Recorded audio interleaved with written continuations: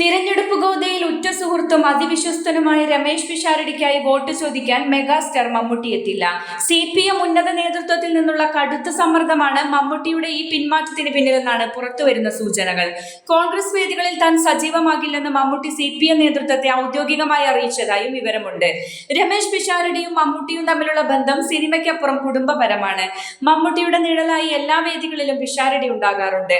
എന്നാൽ തിരഞ്ഞെടുപ്പ് രാഷ്ട്രീയത്തിലേക്ക് പിഷാരടി ചുവടുവെച്ചതോടെ ഈ സൗഹൃദത്തിന് മേൽ രാഷ്ട്രീയ സമ്മർദ്ദങ്ങൾ നിഴൽ വീഴ്ത്തുകയായിരുന്നു. മമ്മൂട്ടിയെ കോൺഗ്രസ് വേദിയിൽ എത്തിച്ച് വൻ പ്രചാരണം നടത്താമെന്ന UDF കേന്ദ്രങ്ങളുടെ കണക്കുകൂട്ടലുകൾക്കാണ് ഇപ്പോൾ മങ്ങലേറ്റിരിക്കുന്നത്.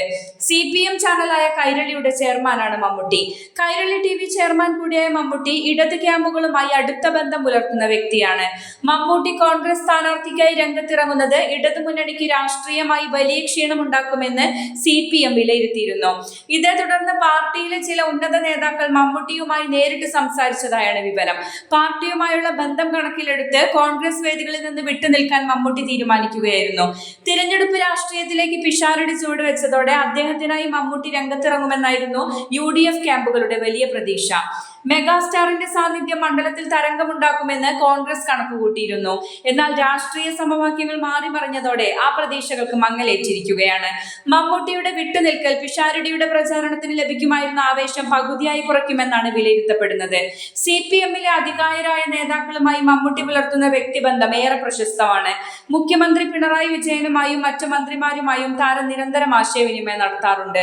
ഈ പശ്ചാത്തലത്തിൽ ഒരു കോൺഗ്രസ് സ്ഥാനാർത്ഥിക്ക് വേണ്ടി പരസ്യമായി രംഗത്തിറങ്ങുന്നത് പാർട്ടിയുമായുള്ള ദീർഘകാല ബന്ധത്തിൽ വിള്ളലുണ്ടാക്കുമെന്ന് മമ്മൂട്ടി തിരിച്ചറിഞ്ഞു. പാർട്ടിയുടെ വികാരം മാനിച്ചാണ് താരം പ്രചാരണത്തിൽ നിന്ന് വിട്ടുനിൽക്കാൻ തീരുമാനിച്ചത്. മമ്മൂട്ടി വിട്ടുനിൽക്കുന്നതോടെ പിഷാരടിക്ക് സ്വന്തം നിലയിലുള്ള കരുത്ത് തെളിയിക്കേണ്ടി വരും. സിനിമയിലെ മറ്റു താരങ്ങൾ അദ്ദേഹത്തിനായി രംഗത്തെത്തുമോ എന്നാണ് ഇനി കണ്ടറിയേണ്ടത്.